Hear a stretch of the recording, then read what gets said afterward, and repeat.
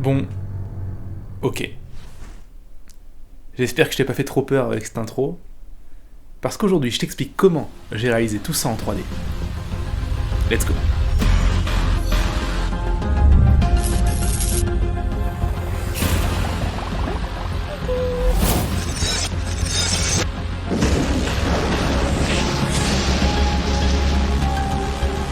Avant de commencer, si tu me connais pas, je m'appelle Romain Gilliot, je suis le fondateur du studio d'animation 3D Motion Life Pictures, créateur du projet Space Warp et surtout directeur de l'école de 3D H3D2. Bon, le premier truc à faire pour réaliser cette araignée, c'est déjà de savoir quelle araignée je veux créer. Ouais, parce que tu vas voir, il en existe beaucoup, des araignées. Beaucoup trop même.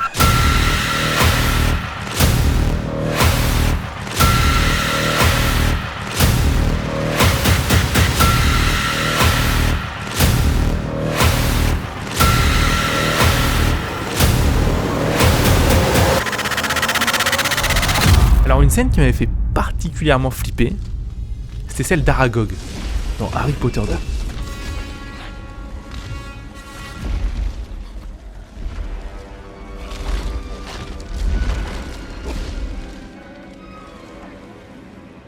Et à ma plus grande surprise, Aragog, c'est une vraie espèce d'araignée.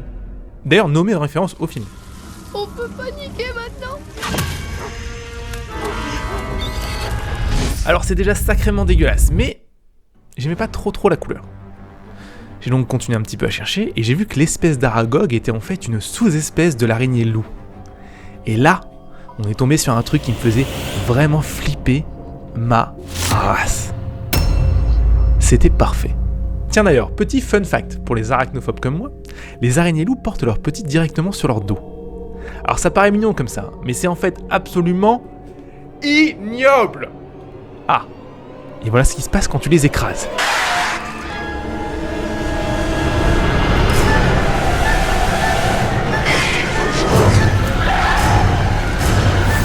Ah, mais c'était sûr en fait. C'était sûr. Allez, c'est parti, on a plein de photos de référence, il est temps de commencer la modélisation. La modélisation, c'est en fait le fait de reproduire mon araignée avec des formes géométriques. Par exemple, les pattes, c'est un peu des cylindres, les yeux, c'est un peu des sphères. Voilà un peu mon travail en accéléré.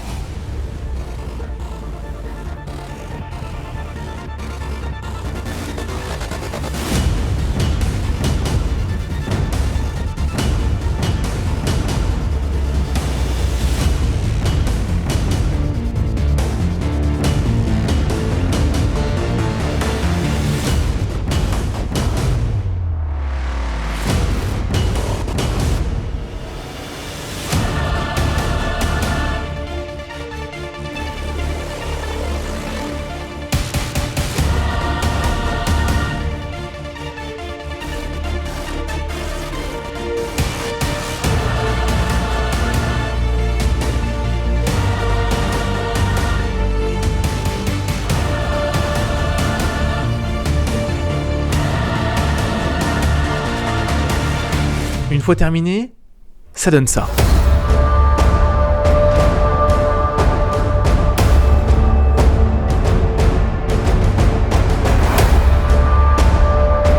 Alors on a une belle araignée, on est content, mais en l'état, elle peut pas se déplacer. Elle peut même pas bouger un sourcil en fait. Pour faire ça, il faut la rendre déformable. Et cette étape, elle s'appelle le rig.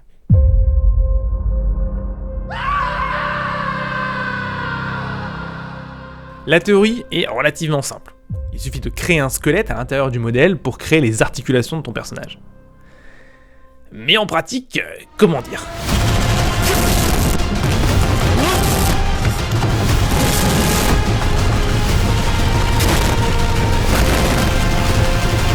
Bref, je te passe le délire, mais voilà le résultat. Maintenant, je peux déplacer mon araignée comme je veux. Yes. Yes. Ça commence à prendre forme. Mais il faut lui faire un truc à notre petite araignée trop mignonne, non ? Parce que là, clairement... Ah bah elle s'emmerde. Mais si, regarde, ça se voit. Donc pour ça, j'ai sorti ma meilleure caméra. Et j'ai fait le plus beau plan de ma putain de vie. En fait, je me suis littéralement dit ça. Ok, là elle bouge plus, là elle rebouge, et là elle bouge plus. Bon, maintenant que ça c'est fait, il faut effectuer une étape de l'enfer.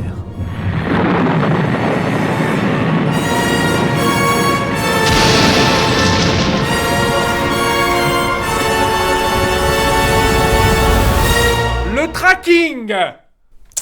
Oh, tu sais pas ce que c'est le tracking? Ah mais c'est que cette petite opération laborieuse qui consiste à suivre à la main de tout petits points sur toute la vidéo pour reproduire le mouvement de la caméra réelle dans ton espace 3D virtuel. C'est long, c'est chiant et ça marche une fois sur 10 000.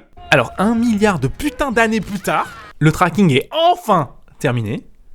Et voilà ce que ça donne. Mais attends là, t'es au courant qu'il y a rien qui a changé là? C'est toujours pareil. Alors oui et non.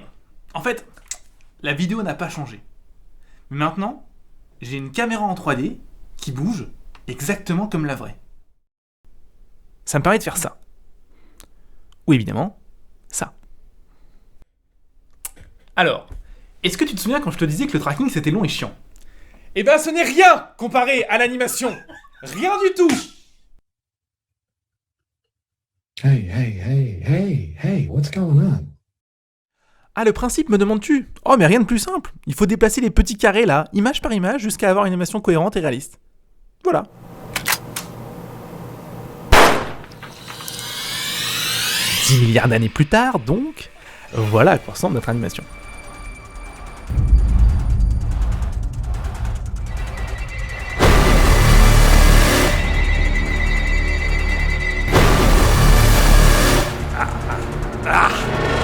Ça commence à faire un peu flipper là, non?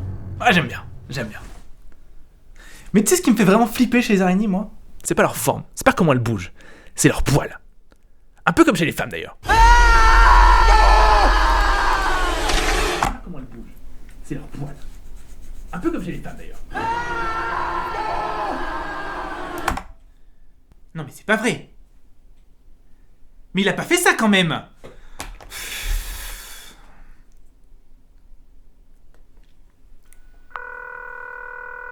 Oui, Michel, c'est Brigitte, là. Oh, salut Brigitte, tu vas bien? Non, je vais pas bien, non. C'est quoi cette crotte sur les poils que tu m'as fait dans la dernière vidéo, là? Non, mais t'es vraiment complètement azimité, ma parole, hein. Oh, mais ça va, c'est marrant. Non, c'est pas marrant, Michel. C'est beauf. Voilà, c'est dit. Bon, ok, de toute façon, ça ne peut plus rien dire. Enfin, bref. Bon, sinon, on se voit toujours ce soir. Ah, oui. Oui. Attends, chez toi. Oui, c'est parfait. Ok. Bon, à tout à l'heure, alors. À tout à l'heure, Brigitte. Bisous, Michel.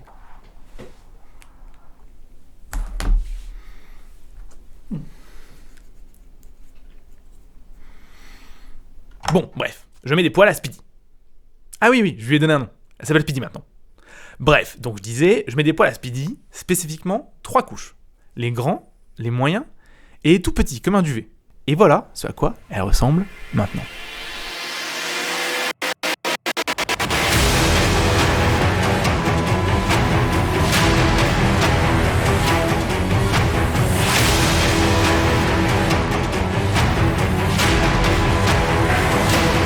Maintenant, il n'y a plus qu'à la mettre en rendu sur notre vidéo.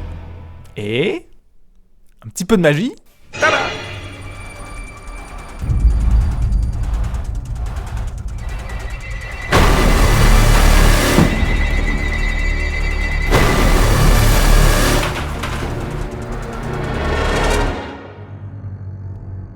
Bon. Faire des araignées pour faire flipper des gens, c'est vrai que c'est marrant. Mais sous la déconnade, en fait, on vient de voir avec cette vidéo tout le processus pour créer un effet spécial. Entier. Et quand tu sais faire un effet spécial, tu peux faire ce que tu veux, en fait. Tu peux raconter ce que tu veux.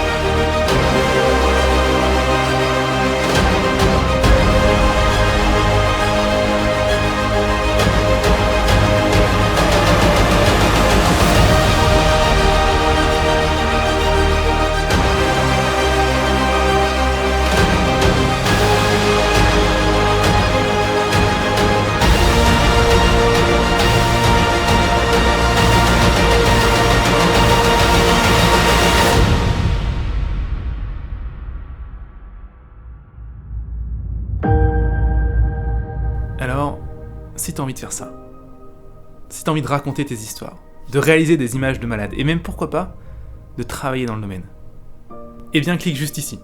Et je t'envoie 6 jours de formation où on apprend ensemble, étape par étape, à réaliser cette image en 3D. Pas mal, non?